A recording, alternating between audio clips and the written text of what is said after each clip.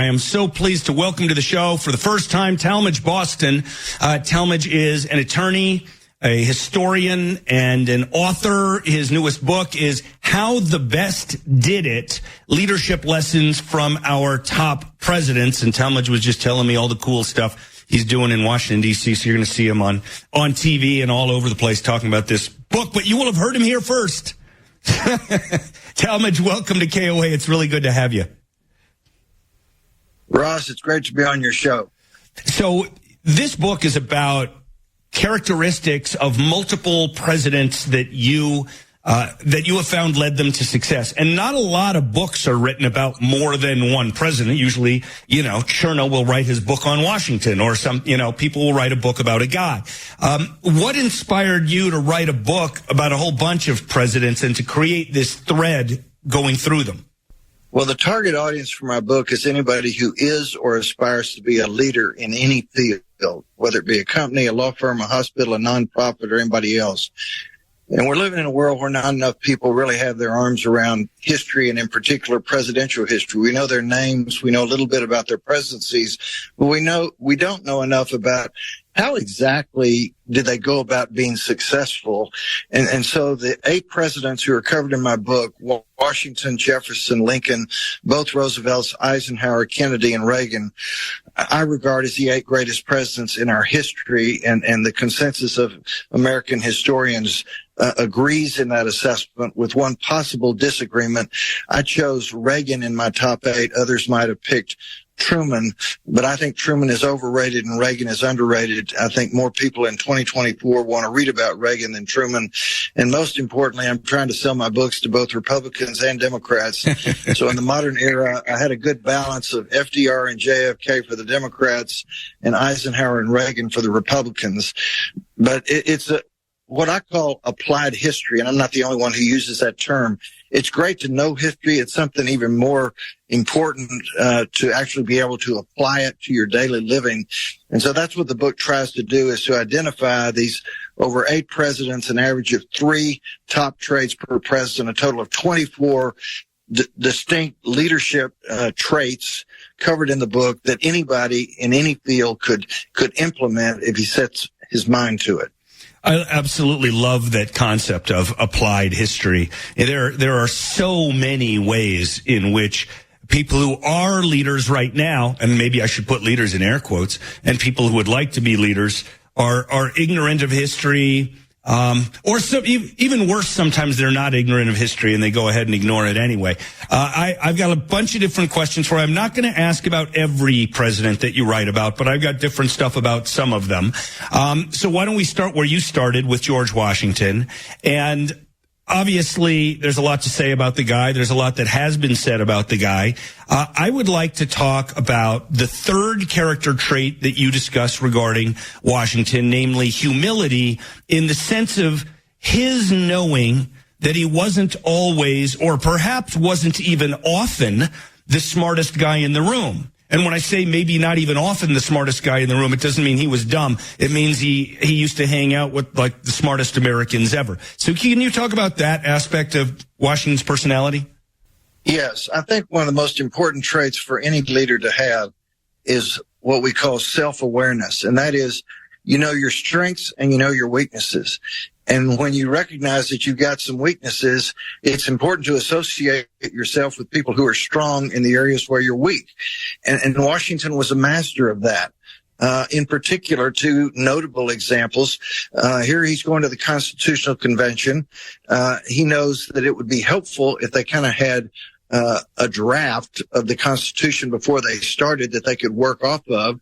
He knew he was not a study of world history and world government legislation and constitutions, but he knew James Madison was.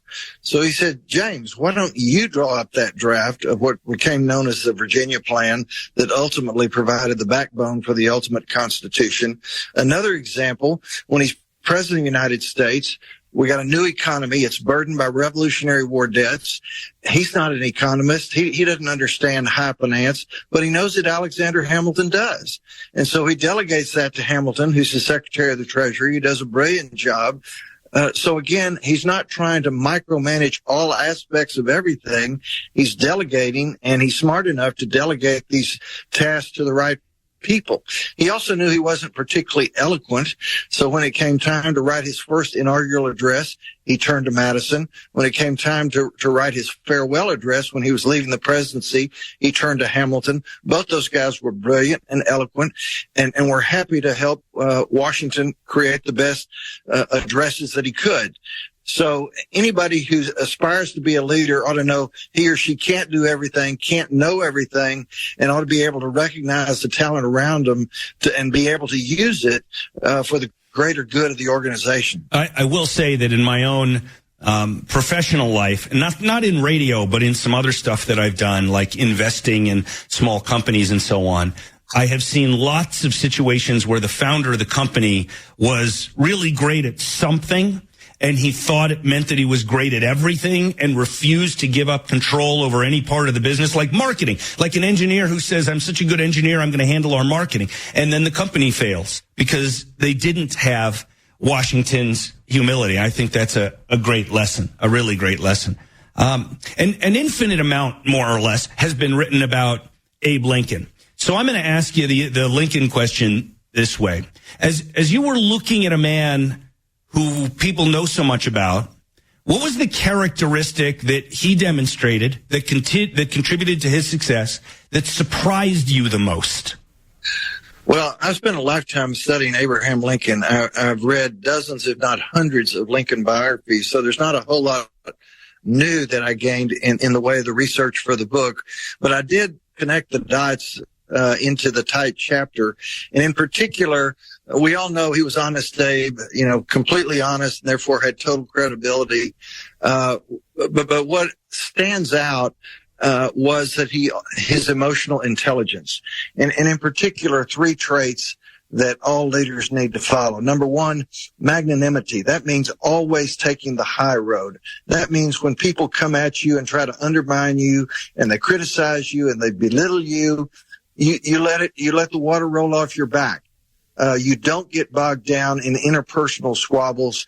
You focus 100% on your big goals, and don't dissipate your efforts with interpersonal conflict. He did that famously with his team of rivals cabinet, three of whom had run against him for the 1860 presidential nomination. It didn't take them long to realize, no, he really is the smartest guy in the room. But he had to get past some of those initial under the table attacks on his intelligence, on his experience, that type of thing. All Doris Kearns Goodwin covered so well in her Pulitzer book, Team of Rivals. But also at the start of the war, the Union generals, most notably George McClellan, one of the top graduates from West Point, thought he knew how to run a war, and Lincoln didn't. And so he would undermine him and be rude to him and act like he didn't know what in the heck he was doing.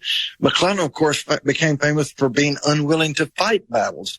So Lincoln went to the Library of Congress, mastered military strategy and tactics, and soon fired McClellan, and ultimately was the decider on how best to win the war.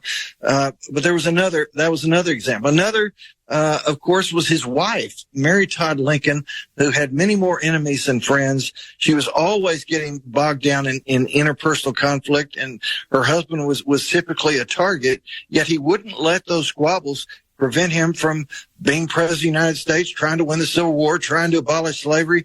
And so these are the things, emotionally intelligent in terms of always staying above the fray, always taking the high road, which allows you to achieve your goals and not get bogged down in these petty squabbles.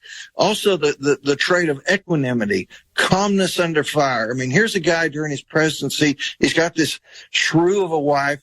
He loses his beloved 11-year-old son. The first half of the war, the Union is losing almost every battle, and yet he never panicked. He always stayed in control. He was always thoughtful. He was always looking ahead.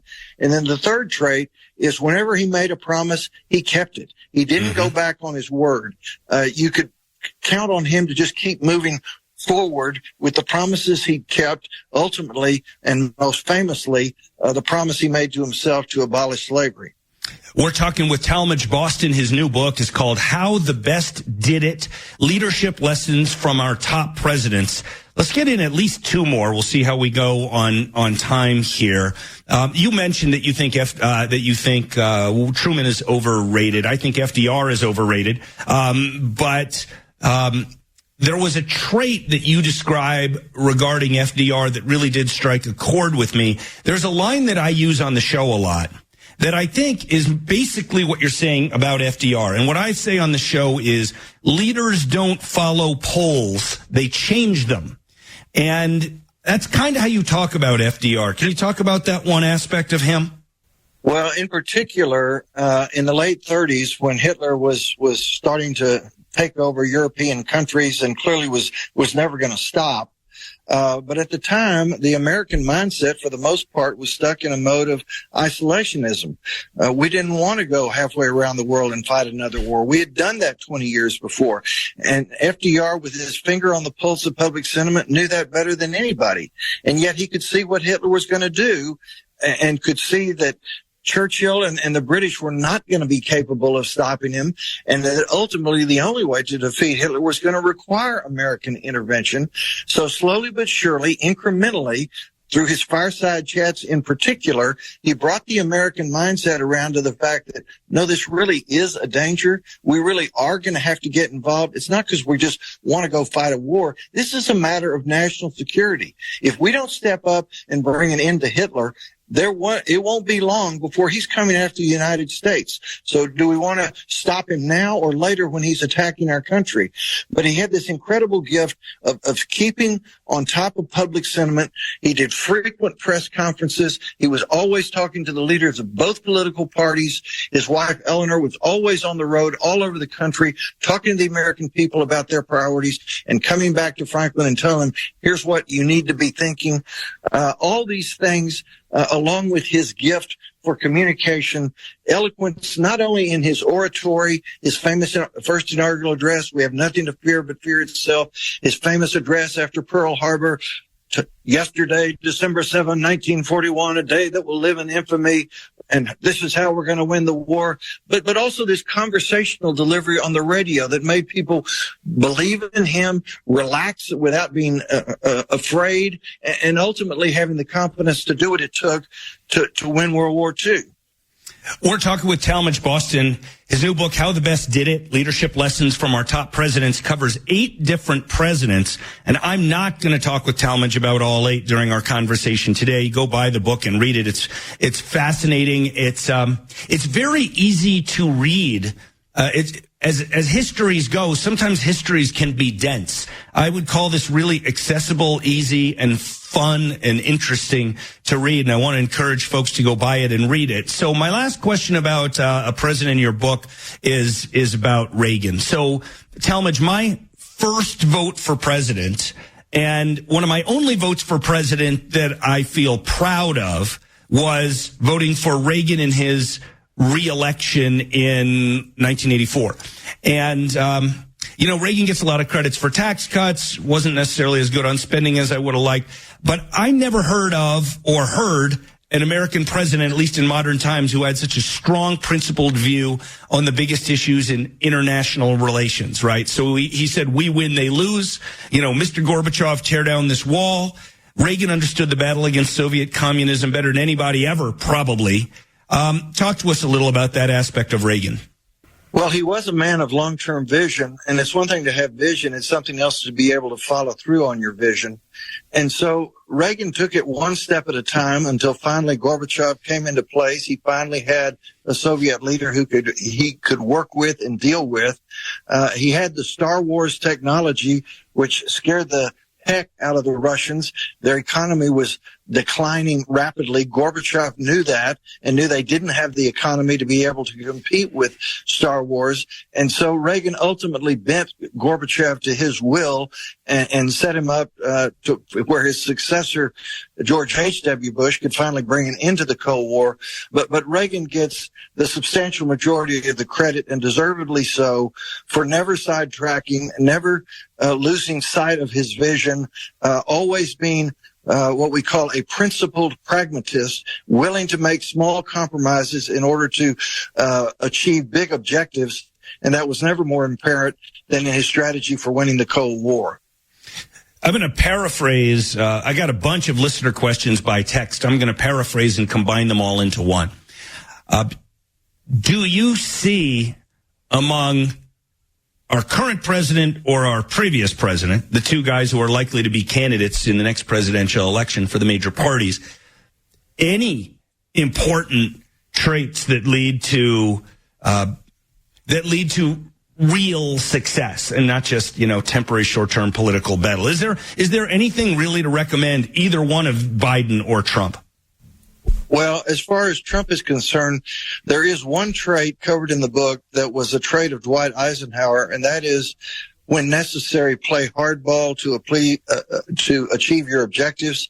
And he did that most famously in the Suez Crisis of 1956. I think Trump prides himself on being able to play hardball in negotiations. We've seen that with the NATO countries. And so that is an important leadership trait, which he appears to have. That may be the only one out of the 24 in the book that's covered that he appears to have. Biden, on the other hand, certainly attempts to build consensus. Obviously, with Congress deadlocked, he's got to build consensus if he's going to get anything passed in both houses. I think he makes an effort at it because he has to. I don't think he's particularly good at it. I think neither of them is eloquent. I think both of them have huge integrity issues. And because of these lack of these key leadership traits is why the choice in 2024 is going to be so difficult for so many people. Couldn't agree with you more. Talmage Boston's new book, How the Best Did It, Leadership Lessons from Our Top Presidents. It's a fascinating read. I think you'll really enjoy it. Talmage, thanks for your time. Congratulations on the success you're already having with the book. I look forward to talking to you again. I hope so, Ross. I've sure enjoyed being on your program. Thanks so much.